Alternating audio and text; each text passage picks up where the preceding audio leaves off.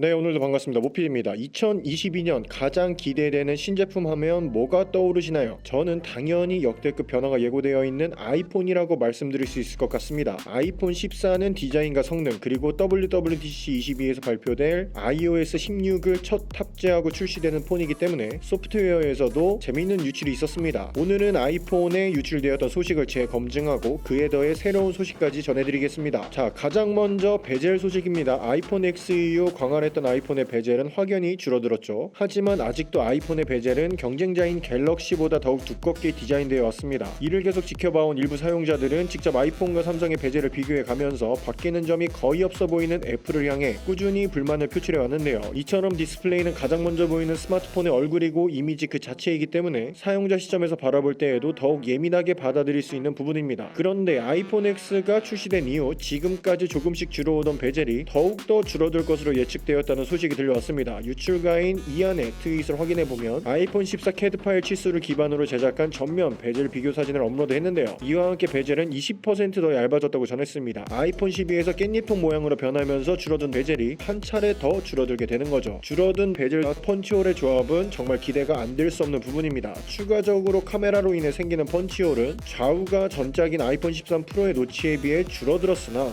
디스플레이와의 거리를 유지하기 위해 하단으로 내려왔습니다. 이는 전작보다 노치가 작아진 것으로 보이게 착시 효과를 주지만 사실상 실제 가용 범위는 전작과 비슷할 것으로 예측하는 사용자들도 많기 때문에 실사용기는 어떻게 나올지 지켜봐야 할 것 같습니다. 자, 다음은 아이폰 14 3D 렌더링 및 목업 소식입니다. 지난 영상에서 아이폰 14의 도면 소식을 전해드렸는데요. 그에 이어 중국 부품 제조사에서 아이폰 14 전 시리즈의 3D 도면 렌더링 이미지를 업로드했습니다. 아이폰 14 프로 모델의 경우 후면 카메라 섬이 징그러워 보일 정도로 눈에 띄게 크게 보이고 있는 것에 더해 14 프로 모델뿐 아니라 전체적으로 카메라 섬이 커진 것으로 보입니다. 스피커 홀 역시 전작보다 더 올라가 완전히 디스플레이 끝자락에 위치해 있다는 점을 살펴볼 수 있습니다. 그리고 성적이 좋지 못했던 아이폰 미니는 유출된 이미지 리스트에서도 자취를 감췄고 그 자리에 성과가 좋았던 아이폰 14 맥스가 대신 자리를 차지하고 있다는 점 등 지난 영상에서 전해드렸던 소식들은 대부분 그대로 적용되어 있는 모습을 확인할 수 있습니다. 그뿐만이 아니라 웨이보에서는 아이폰 14 전 모델의 알루미늄 모고까지 등장을 했는데요. 해당 이미지에서도 역시나 아이폰 미니는 자취를 감췄습니다. 그리고 추가적으로 해당 아이폰 14 프로 모델을 살펴봤을 때 3D 렌더링을 볼 때보다 위화감이 적어 보이긴 하나 실제 제품은 어떻게 나올지 조금 걱정되는 부분이기도 합니다. 자, 다음으로는 아이폰 14의 디스플레이 소식입니다. 최근 애플이 제작 중인 아이폰 14의 디스플레이를 삼성전자 단독으로 공급하게 될 것이라는 예측이 국내 언론사 및 외신 언론 등을 통해 퍼졌었죠. 그러나 디스플레이 방면에서 공신력이 높은 유출가인 로스영이 밝힌 바에 따르면 삼성이 디스플레이를 독점적으로 제공하는 모델은 아이폰 14 프로가 유일하다고 예측했습니다. 이 말이 의미하는 바는 무엇일까요? 현재 아이폰의 디스플레이는 LG와 삼성, BOE가 분담해서 제작하고 있는데 BOE나 다른 중국계 기업들도 아이폰 프로 모델의 디스플레이 제작 계약을 따내기 위해 시도를 해보고 있지만 아직은 디스플레이 기술이 삼성이 우세하기 때문에 삼성이 프로 모델의 디스플레이 제작을 온전히 다 맡고 있습니다. 이는 애플에겐 조금 부담스러울 수 있는 일이에요. 애플은 삼성과 라이벌 관계이기 때문에 디스플레이 제작을 라이벌인 삼성에게 온전히 맡겨 의존도를 높이기엔 리스크가 클 수 있다는 것이죠.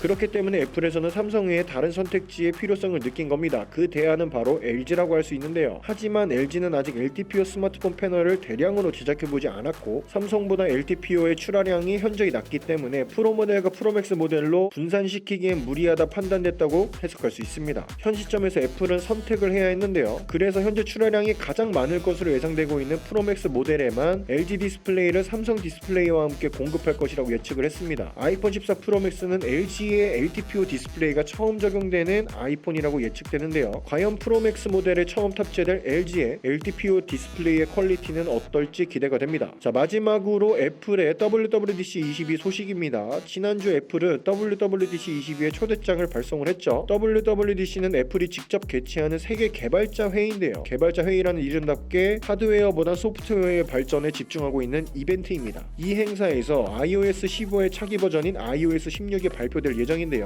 9to5 맥에서 iOS 16에서 바뀔 것으로 예측되는 것들을 언급하여 큰 호응을 얻었습니다. 가장 먼저 iOS 16은 디자인적인 큰 변화는 없을 것으로 예상을 했고요. 대신 건강 및 피트니스 기능 강화와 알림과 관련된 기능의 강화, 그리고 애플이 밀고 있는 것으로 알려진 AR과 VR 기능 강화가 예고되어 있습니다. 거기에 더해 이미 OLED 디스플레이를 사용한 안드로이드 스마트폰에서 널리 보급된 AOD 기능이 아이폰에 추가될 것이라고 전했습니다. 현재 아이폰 13 프로 라인업은 애플워치의 적용되었던 LTPO 디스플레이를 적용했고 이는 충분히 AOD 기능을 넣을 수 있음을 의미합니다. 다만 애플이 이 기능을 언제 공개할지가 의문인데요. WWDC에서 iOS 16과 함께 공개가 된다면 이 전작인 아이폰 13 시리즈에도 iOS 16으로 업그레이드하면서 AOD가 탑재될 가능성이 생기지만 9월에 발표될 아이폰 14 이벤트에서 공개가 된다면 아이폰 14의 셀링 포인트로 AOD를 내세운 것이기 때문에 13 시리즈와 그 전작들의 AOD가 탑재될 가능성이 현저히 적어지게 될 수 있다고 해석할 수 있겠습니다. 애플이 과연 어떤 모습의 AOD를 제공하게 될지 기대가 됩니다. 추가적으로 아이폰 6와 6S 그리고 SE 1세대는 iOS 16 지원 대상에서 제외될 것이라고 전했습니다. 아이폰 6가 발표된 지 8년 만에 제외되는 모습이라 아이폰의 사후 지원이 새삼스럽지만 참 대단하게 느껴지는 부분입니다. 자, 오늘은 아이폰 14의 배열 소식과 3D 렌더링 및 모금 유출 소식 그리고 디스플레이 소식과 WWDC에서 새롭게 발표될 iOS 16의 기능 소식까지 전해드렸는데요. 애플이 진짜 얼마나 칼을 갈고 있을지 예상이 안 갈 뿐더러 어떤 루머가 정답인지 지켜보는 재미도 있겠네요. 올해 하반기에 출시될 아이폰 14의 사전 예약을 지금부터 준비하실 분들은 더보기란과 고정 댓글을 참고해 주시고요. 오늘 영상이 정말 조금이라도 도움이 되셨다면 구독과 좋아요 부탁드리면서 영상 마치겠습니다. 모피디였습니다. 안녕.